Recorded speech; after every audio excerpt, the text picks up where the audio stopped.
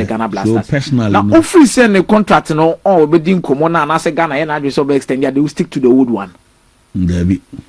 So he also needs a proper position to stand on. Personal gains, so or born home or dinner or the bargaining on the contract. Or the bargaining on the contract, no, yeah. No, they didn't come on. Carlos. Bring to me 101. It's a game, no, a game. You could look at it and say, "Say, now they could lose it to Croatia." Nekofa easier. Carlos Queiroz has never chosen even easier path in his life. And coaching Manchester United, and assistant coaching Real Madrid. Yeah. You don't take easy. You don't get to the top by looking for easier path. At this time, just maybe when and KB and Kagana in him say Jina super. Now yeah, can say easier path. This is a national team. I have to say Nigeria mu ina be share da. Yeah. It is Switzerland and Nigeria. The Croatia is here. And Colombia and Nigeria. Shaka is here. Ni team no mo born. Jana ni. Getting not tia sa ati said here. And maybe a twemu na Comoros, mo Central African Republic mo na TTA. Let's prove young proven true mo say share o mo e team. That is it. Or Portugal team we who be na and that is the important aspect of the entire about the World Cup. And we need to get results. Croatia ankasa in the entire history. Omo renew omo last game at the World Cup once. 2018 omo nya as results no. Omo share Iceland 2-1. Last minute goal by Ivan Perisic. Nyehu bia me de omo team share nyehu bia. Modric ni free one Kovacic area. And this is a team where omo area in transition. This Croatian team is in transition. The last World Cup boy name Kovacic, Brozovic, Luka Modric. This time around, Esisa, Kovacic, Pasalic, and Modric. Kovacic and Modric, you know, more legs, you know, they are doing what the technical ability is there, but the athleticism no way. Kabu, who you money Panama be? Omo bre papa, and son of Benya win against Panama. I believe we can do something against Croatia, and we must do something against Croatia. They must win. Me hear ni muso obesa squad nim kakra especially e wani mu e kire ono onsesa no. Back in the say no. Me sure so be maintain in the midfield no crowd. In the midfield no crowd me sure so be maintain ni kakra. But ni mu no. And I'm sure so obesa semu ni o ma kakra. Just to give a lot of players opportunities. For no was say. Only say your coach we no.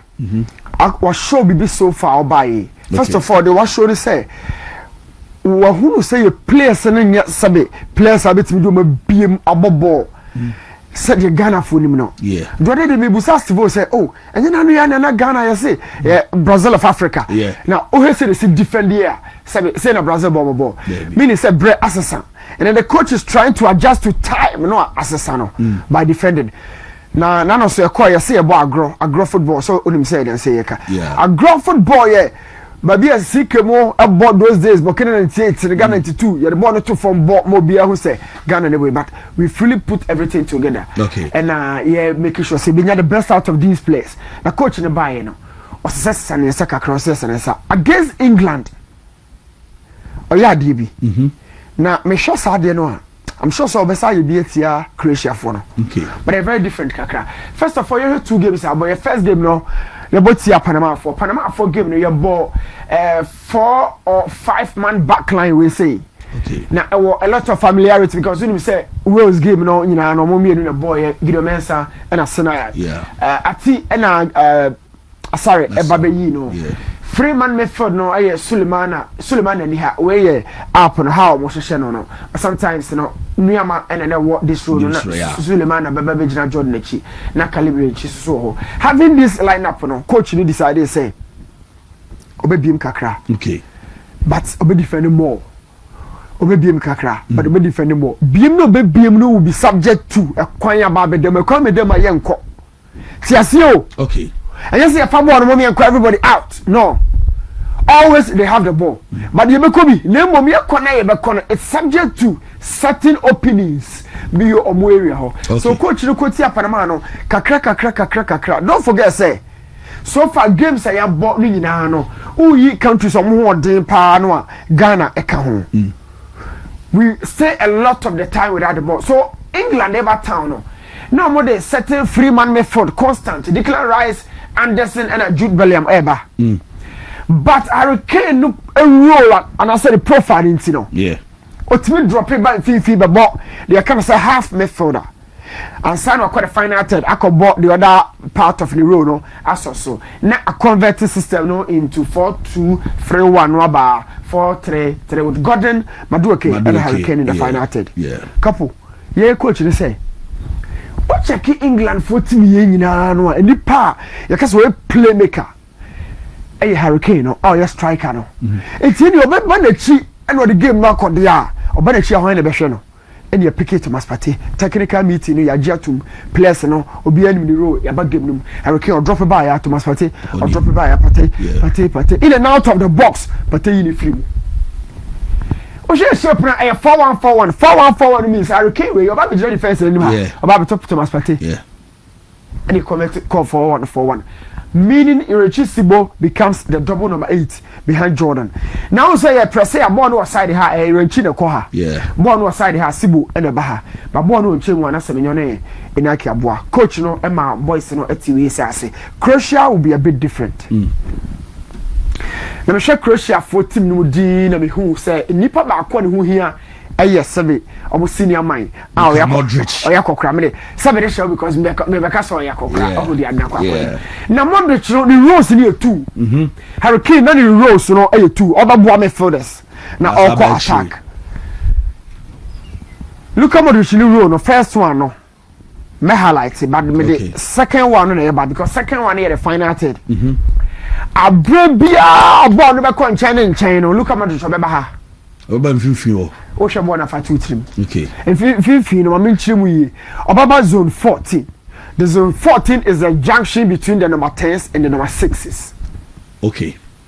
Omo mfimfini ho no. Eho, sa junction e zone 14. Okay. Eho na 10 for ni more body nyina playmakers no. Omo. Enna omo a breaking game no. Omo so. Kanato because of the defense enim. And also attackers nechi. Now Croatia they no more the conche we are. Look how much about the support two strikers in the box to about the chain wa ha. Then to a chain wa ha say otimi pai bi she. Okay. It's a conche ya. To ne to ya. Yes. It's ha no oye nema be miensa enai oskane. Oye dynamic, ocheni position. Sometimes or pretend means almost anybody na chi wa ha otimi gina say the oye mpaboa no. Na me sha. Oboa. Okay. So the role is very important. Let me say how do you hear papa because area had Thomas Partey a role. What would you make? How do you deep? It will never be Thomas Partey any Caleb Sibobo or whoever area.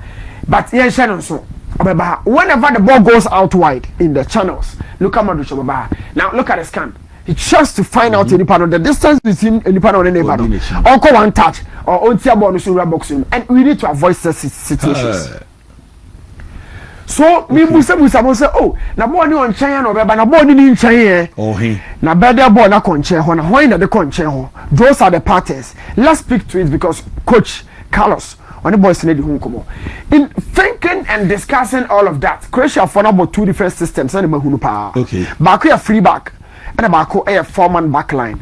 Now free back you know yeah no be very narrow. Narrow means me and Sunny no couple omo e for so. Yeah. That really exposes Modric and a Kovacic, you know. Exposes so much. These guys in the na omo game no ejina mo Kovacic and a Modric. So whether 4-2-3-1, 3-4-2-1, whichever formation be no Modric Kovacic are very very important. Couple. Who say GSA work mu no from 1 to whatever G and besi bia no e bia important Cabroni French ho. Yeah. Who say Modric ni sorry, Kovacic ni. Kovacic wo deeper, Modric wo ha. Modric wo deeper, Kovacic wo ha. Na Gia bia very important. Na mo say Gia wa ni two no hawa. Ya na ka no ntimi move kra. Yeah, say no na start here man. Ofri two na person ko for na hawa. Yeah. Three no kra nya adwuma timi etwem ko. Kapfo nim ka hwi. So look at the formation here. This is Croatia for four-man back line no. Now when a converted 4-2-3-1 show TV this no back four ni pacho hu no yeah 2 ni Kovacic and Modric. Modric, yeah. You see, one is close to the defense, the other one is close to the attack. Omo say. To omo no untimi asane mani pa ba go omo sesa. You must sesa by zone sesa. Okay. Any pass sesa by zone sesa. Okay. Inti do obeba bia na ese party say enti na hurricane kwa. Yeah. You dey say obeba. Okay. It's near Jerome any ajete. Eno ni zone no. The zone no change, but we change position. Okay. It's baby I call you for me na kwan. Okay. But I was behind you keep two ha. Obaya beje no. Yeah. So the roles change. Personal will change. Yeah. But zones no there. You say how the idea of beba ho, ma ho before from beba ho. How you very important to them. Okay. Okay. So this is the GR1 I was telling you how they build out of the box. The first phase. Omo kwa. The other day, let me busa question be say, who team na Busquets e wo mu a? Who team na Vitinha e wo mu a? Who team na Pirlo e wo mu a? Who team na Kimmich e wo mu a? Couple, oba ko jina ball na chia ball tumu akọ. Oba ko jina ball na chia ball tumu akọ. You can't play above them or over them. You play through them. Busquets on the ball free we no no dey akọ. Pirlo on the jeko. Kimmich on the jeko. One say Ankrof no. Vitinha on the jeko.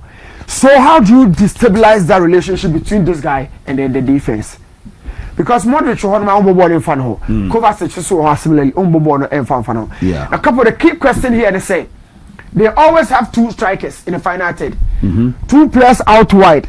Now I'm formation 4-2-3-1 and converted to 4-2 central, two out wide and a two top. Pasalic, Perisic, America 4-2 no. Peter Musa, Ante Budime. Emu na what top. A tory be having a crammer so maka ko support to attack him. But I keep saying Rono the S. Now find out something here. Na ye mon commoni. I had here a purely tactical. Oh no. 3 back in here, 3 back with Kovacic. Also be ball on the yeah. Omo first face in here, omo bomb in ko two sa omo person because Modric no person the top form. Kovacic is person the top form. Omo fast so where you mu me no every game, okay. No sa no mo ball no. They go through these two guys. I'm gonna the ball the conchain. I'm the conchain we are sound of my running. I could train ball no hold. Now I think you have the picture. The ball no they will play ball no more. Yes. And a corner first on Bono, Modric or Kovacic, but I could be center backs two in them. Either Duje Kalikata on the Sutalo or Mumianu and what to that's his Kovacic. When you say Juma, we are Modric the best Juma. Oh yeah, look out for the other partner. Or the better joining us on the one. I can't change we are back over na akwa ben box no omienu do ben box no do drop no e Modric na emum de tie ne say because I have free back in nti ya na space with the ho it counter be ato a ho opponent no so far because free back no e narrow for so it leaves the big gap here it leaves that big gap here. There's your advantage or I mean sure it's come no who do ma ho den no a na ho den no so our weakness. Okay. That is how the game is. I want already semenyo crowd. Our strength. Yeah. But of course our weakness. So Croatia further build it from here. If whenever you want to force them into a system and your Mostala, they struggle. These two guys are very, very important. Very important. In sitting in the blocks, Panama for us to achieve 5-4-1. Meaning say you have about 9 players behind the ball. And remember Modric say free blocks no no. So Modric free wa. Ese so ba support Kovacic no jibo de ko. Couple, you have a team one. Say midfield the center for ball na ma just able to two. Boy, you able to two na for so you be at there 50-50. Sure. But it's a form that they have control on the ball. So a bad day you have distracted the relationship between the defense and then the midfield. The other day it was Hurricane and the midfield. Thomas Partey did that. Yeah. Today it is the midfield and the defense. Attack remain useless. It's not the better or no so. Because one watch them. Have you seen the two guys? When you home have been not as a born country. Watch Modric. Yeah. When you who's a born one Chebiana, he's around this zone. He's there. Yeah. That's what no. Yeah. Sabon country he takes charge of the distributions. Also, any the position be answer your pool no more. Your G ball no. Well, has the ball no to mana is facing the pool. and anytime be across the banner rebounds no fita second ball no fita and also ujinanimu obepa bi pa si ajetemu ye to ball no fast no mo pem a timi be si nanim most of his other game let's couple you clear under pressure few times and ultimately yi ekoto safety intentionally don't want to ball by use my head you pem out to baby ekoto senior man anymore ha no taba pa okay wow na obehu na haso na ball no won chen a they can go out they can go inside the person try to say obetimi the ball na fa obetimi the fa but all they try to look out for first of all is to send the ball out wide how maybe I know jina ball no koye no goalkeeper no pull out no a keeper na wi means your train second ball sana de little couple one no say ye wi enkomo but omomi enu ne de untumi forget omo also two no more yeah the two yeah now yeah we are Modric and a Kovacic and the two strikers in the two wingers you know so a 4 at the back 2 in the middle 2 wide and the 2 strikers top omo task stay very narrow a 2 center forwards you know omo bembe and yet center forwards omo conchani because they already have natural wingers yeah they leave the space to them and then they stay on the center backs yeah it's when we know and how many are 5 will be face direct because they leave the channels for the wingers. Then Fifi and so Modric no on the Kovacic no on why Majuma no we are seeing it and it's just going to be like that in the game. The Modric no did you make in every game no easy one first of all it depends on intelligence apart from that physically only game no beam now all share Croatia team ni power lose balls palm counter at 20 on Modric okay on lose one or TikTok form to sasa about on man time one you believe him so when the body do change they across beba so when the body do change you find more bodies in the box the rings we over show you sheba we body free body okay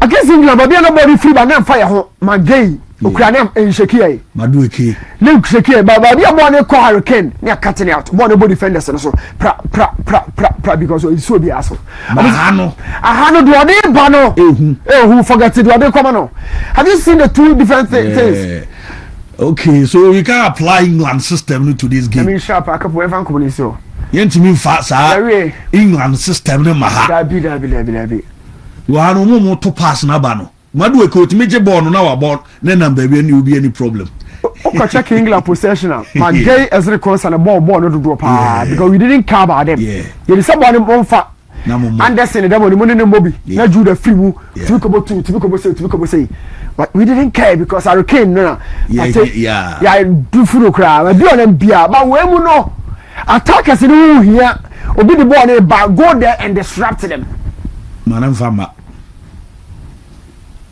okay so the ball could do in chain there now we said in ehu said the Croatia force to attack in a couple I'm say weak or one chain ho because of how I'm attacking into weaknesses no ayo laterals no like that okay weaknesses no ayo one chain ha Croatia for goals over consider our chances of CD and I want chain because I'm recover them the can't not to more so midfielders too no your mom nyini it's now Percival and then Modric na head your better form Per Calibirinchi and then Modric na head your better form okay game you show the technique not the physique yeah it to be a psychological when England for frustrate ya no kasa no chese coach no ka share boys say England you don't boss 0-0 base 68 minutes or kasa just psychologically they are also weak there yeah when we know the baby we free by the psychological when you weak on babo na kusi 90 minutes ho de kakra baby ahodi ni e Modric side and a Kovacic it is say Caleb no and on now so Modric so okay so me new roller and yeah whoever but the one that stays on Modric me nya na kan kura ni bia majomudi well pull Modric off because oteteto or ocean 90 minutes no and in saying so on 90 minutes omoni ye no be ball around 60 to 65 minutes o sano say injury ambaso anya card na America on be from 60 to 65 minutes omo me no nyina Luka Modric no because they can survive the game in 2018 Croatia had the second physical index according to FIFA behind France just one more than 10 minutes now you also have 20 minutes so mess up strength but this team is a bit different and what na could animu ho but the fin you know energy not dropping so don't allow them to carry the ball our top war and on attackers in the bay we will discuss the rules so couple among common in the edge you know there have been certain counters be a me who counters be every time Croatia benya counter no but who about 3 different parties I mean now too look at Modric in Crabon on the second receiver okay so kaso benya counter I mean is a deep on your ball and I will counter the enka obey you know that's what I say if you Panama for ne back Croatia for so ball na yanhye Croatia for benya ball no the last ball no go send change look at Modric onyina ho Modric na afa ball no sani man so do na beto enti hwade wa ha ho Modric yeah this was a 50-50 but Modric ni on a far ball he's naturally a good passer or intelligent into we are more say no oh no yeah what we drag the team no call enti in as much as the bet me call so no I'm a counter near very dangerous but me catcher or say counter no so be 2 or more to be recover oh these are the situations make can wasem no anytime almost a cover section and drop your defense no now my catcher was on way for no so yet that stronger I'm lateral no it offers chances just as I was soon on punish no me who so mo friendly game I'm on a Belgium boy no dokumo it take advantage most often no person must switch ball no and they go outward but counters in the tour almost a Modric be fa ball can you see Modric on yeah it's yana me person really good for mommy mo man ko man fa ball no nko because of fa ball no let's say so onyo ne be fa kra na do be fa no be German they believe said or them obe choose bia no e okay for them one will decide game controller oh okay 1 2 3 be other ball na to o chance could you are I'm partial. Awesome, bad. But for counter who and similarly, other counters and also be about Croatia for no. I'm a struggle pa. I'm away for the I've told you already. Say I'm going to find my yes. The same thing. Now I don't know. Say the Croatia for see powerful. Our box room during headers, you know. But I'm also box room no couple. I'm very very sloppy. I'm away and then in the area. Okay. They are looking for no. The same thing as also they are not really stronger here and this includes even the set pieces say the musician I've just been surprised almost per far post almost per center no almost per near post the same situation is so what I show La Liga first I show a do corners and penalties patterns and how I very pretty and then you can organize them. And I've told you some way for no obeti create chances so feel. Let's talk about this and then be done. Me will move few set pieces view her.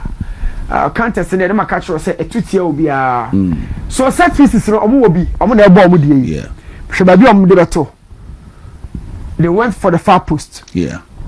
Omo come for far post no just the center here. Ni nyina no they go in a situation a be markeeper na powerless. Okay. So, like I was saying, Shadeke to remember what I say. First of all, 1, 2, 3, 4, 5, 6. Also, more players on box room. Yeah. Apart from that, they still have 2 players here. But you know, yeah. When we are from a possession security, they try to sustain pressure. Someone yeah. On my pressure and they keep the possession. So that I want to make trouble. Yeah. When we know shoot from Hakoshe and into they also have a bit of defensive idea. Born 50-50 away more. Yatadi Kudusune, Ali Sedu. Yeah. They play those roles. The told me so it's a haku. Obi an ho or what a lot of Nema on the profile. Yatadi mo age this side. And no part share.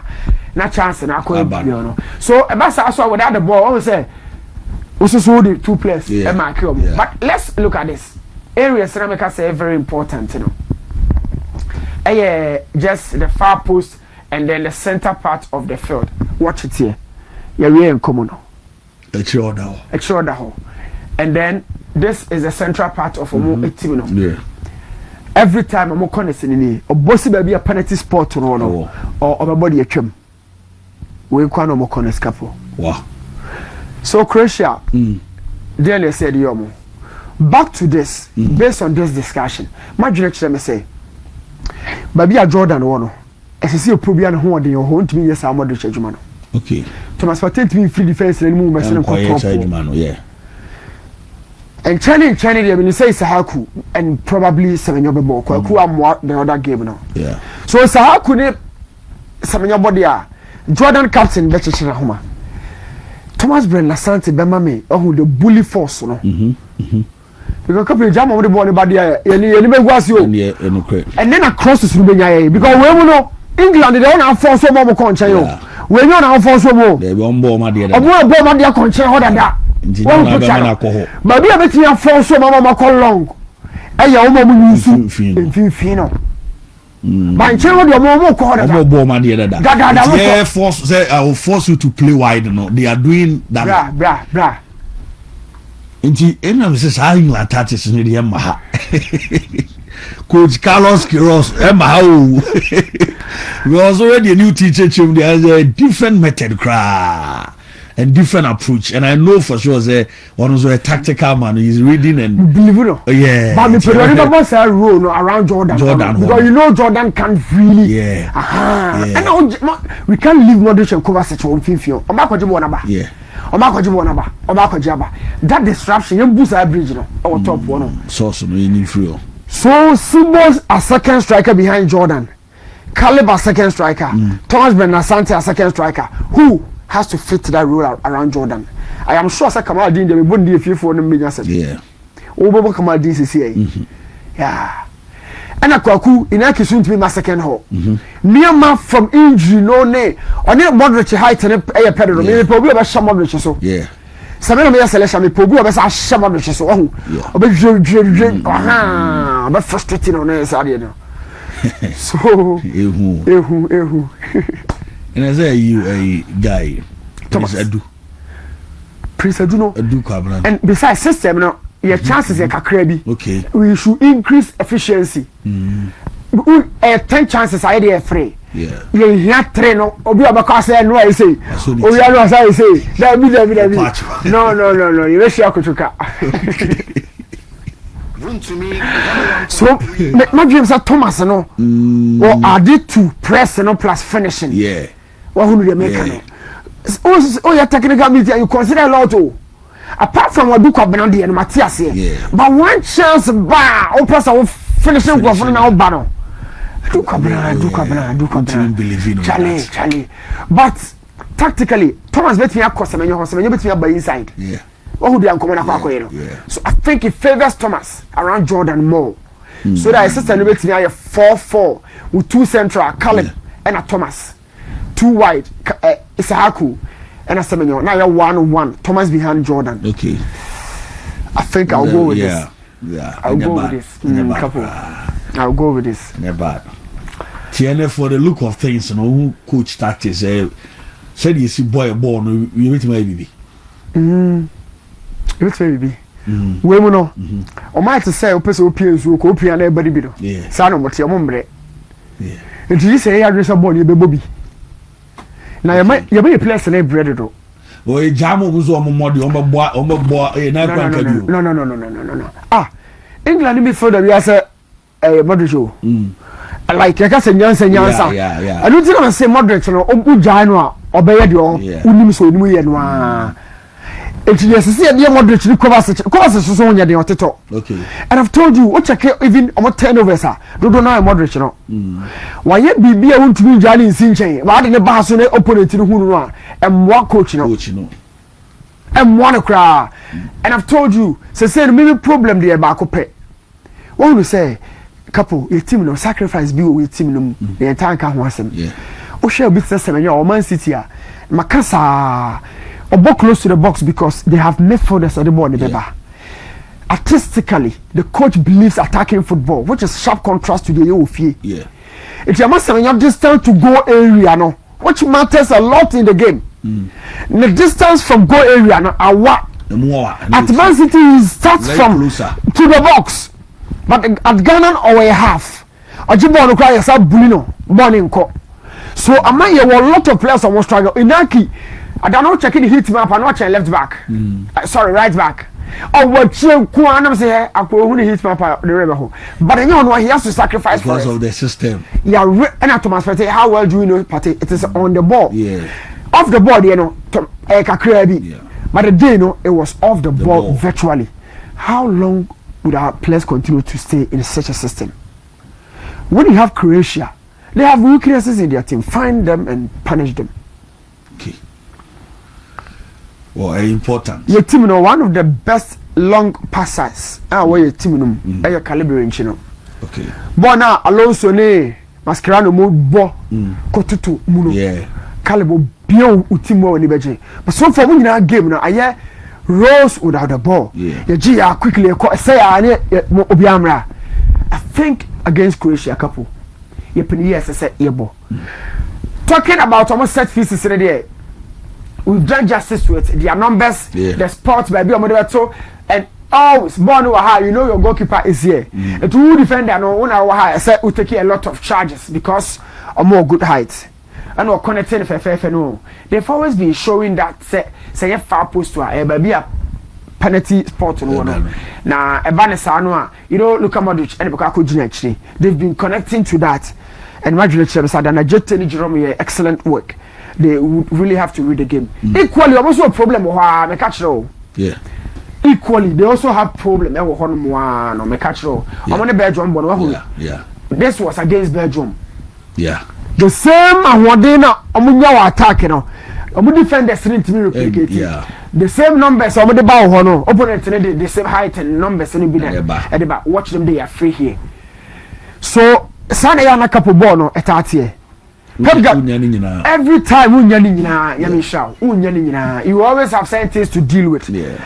I'm defenders no disappoint so and going by this Madrid say and Osha say I was supposed to keep no naturally center backs na goalkeeper ho by full backs because of the physical frame no I'm na mumu ho dey amutimi a shield goalkeeper but Osha ha o ma keeper no say keeper no be fa boy easy goal obi agina ho mada and keeper no you cover faster and far ball no free striker and so this guy in 2022 on one by or so these are some of the few things or few almost set piece so couple line up on there and you measure how we call I believe in the coach but the people of boss are rule no they are my I don't know Thomas but you now here any who here pa Juma papa your poor girl say we no work Hurricane they came for a point they came one came for a point I come Just Spence na boy man Nico really to bench onye serious janu kra Just Spence no means on kon anim no me boa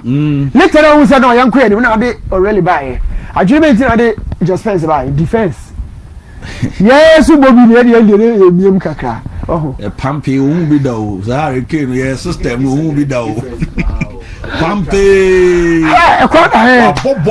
bobo but some system media was frustrating before World Cup we need come say lack of central creators oh say we need Messi no team no no e ncha dem rikara na abefa if you are no England squad no na be je FIFA ayese me ajije mu e free titi no nyina jije mu oh kafo good afternoon we see na action you 9 p.m.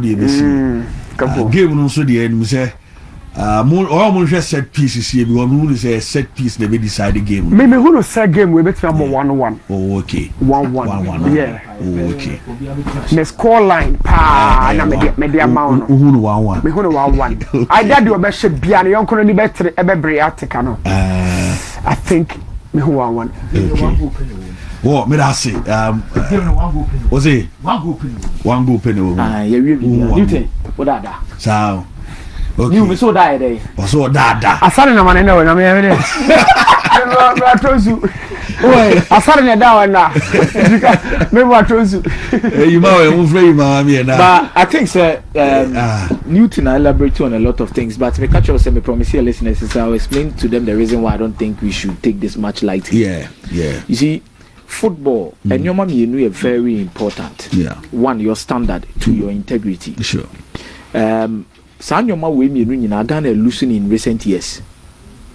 Meaning say you go edrumre bia couple na Comoros going through Ghana.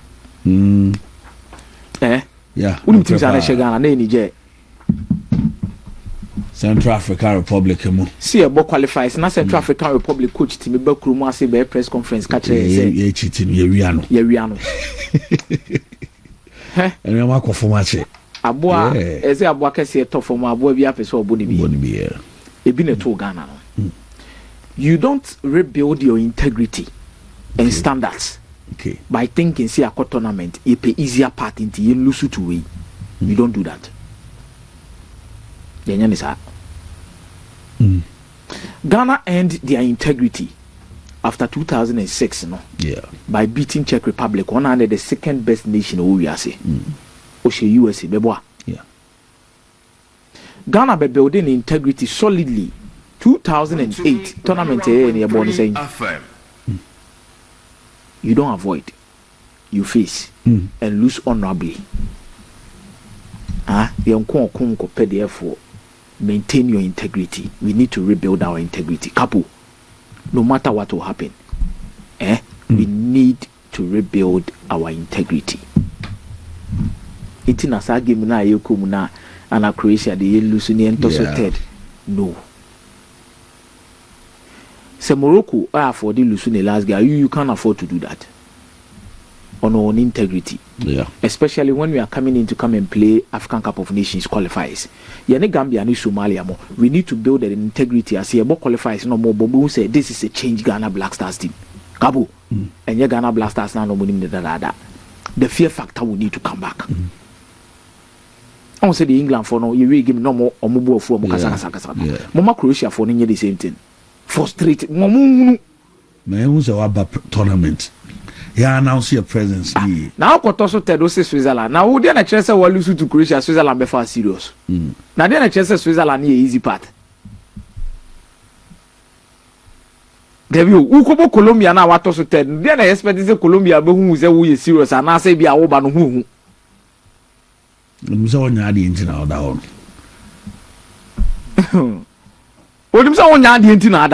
Every single third place team in this tournament is regarded as one among the weakest link. Semunimwa.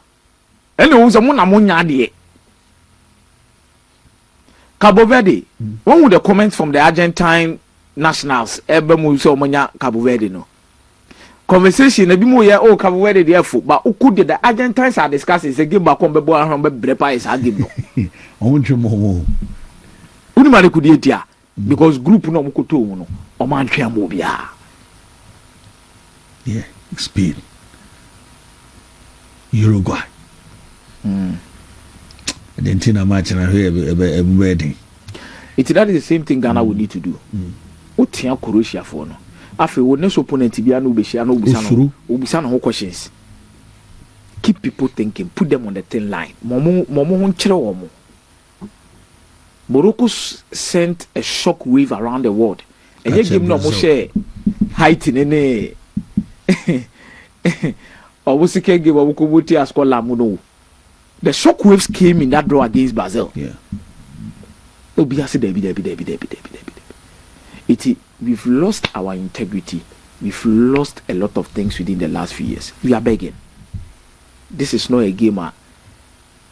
Now, me who so real kwampo for more call the pre-match press conference, Omubusa Carlos Queiroz about that thing. Say, Obe so be lose to Croatia. No, enya an easier path. And Obe Croatia. Now, Otimia qualified to the next round. Akobo Portugal. Now, Uti Carlos Queiroz in common now. Or say the Ghana for ne can in the next one to you.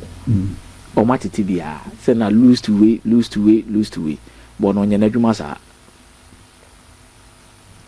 The Jumani say he's going into games to win. Do you know the kind of respect you get by topping a group only England and Croatia and Croatia are a semi-finalist of the World Cup in the last 2 editions.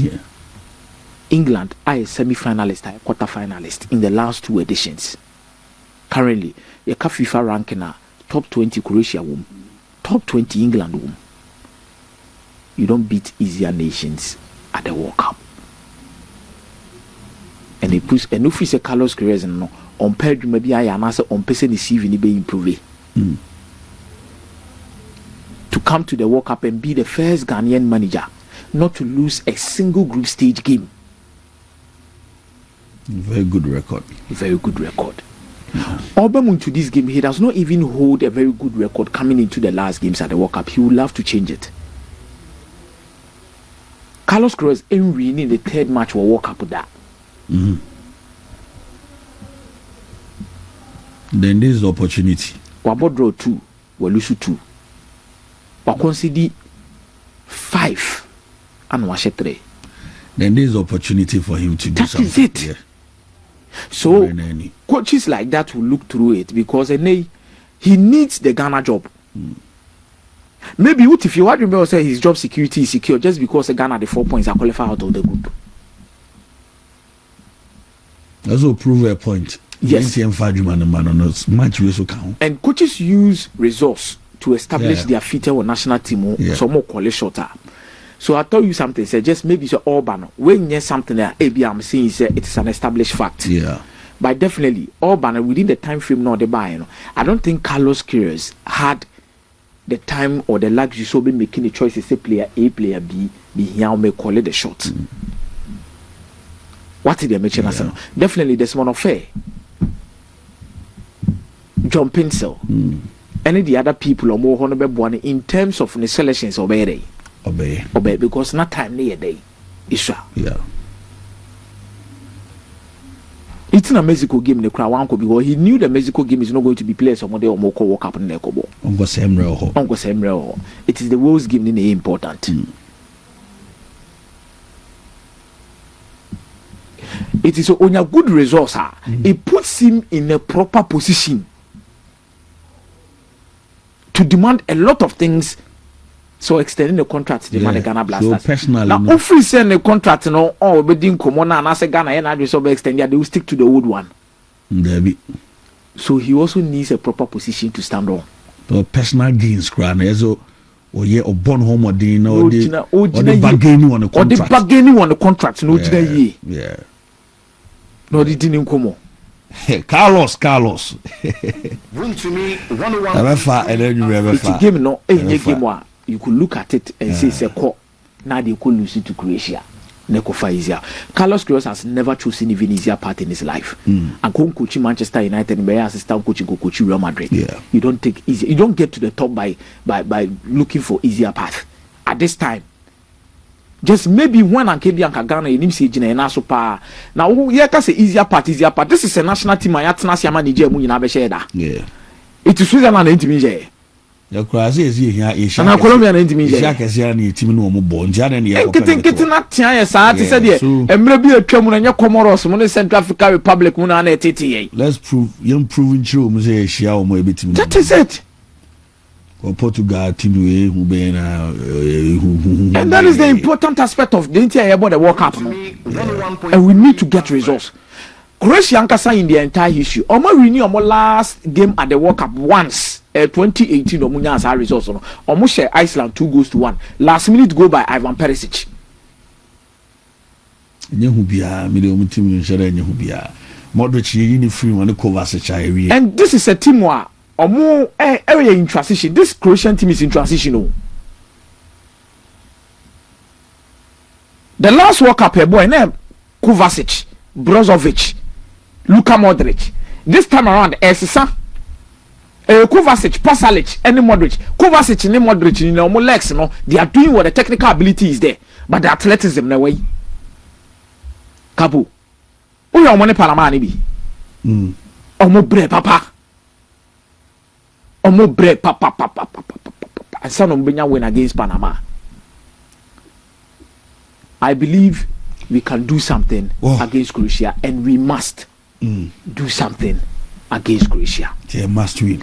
Me hear ni muso obesa squad nim kakra especially e wani mo e kire ono onsesa no. Back in the am say no. Me sure so be maintain in the midfield no crowd. In the midfield no crowd me sure so be maintain ni kakra. But nimu no. And me sure so obesa sem ni o kakra. Just to give a lot of players opportunities.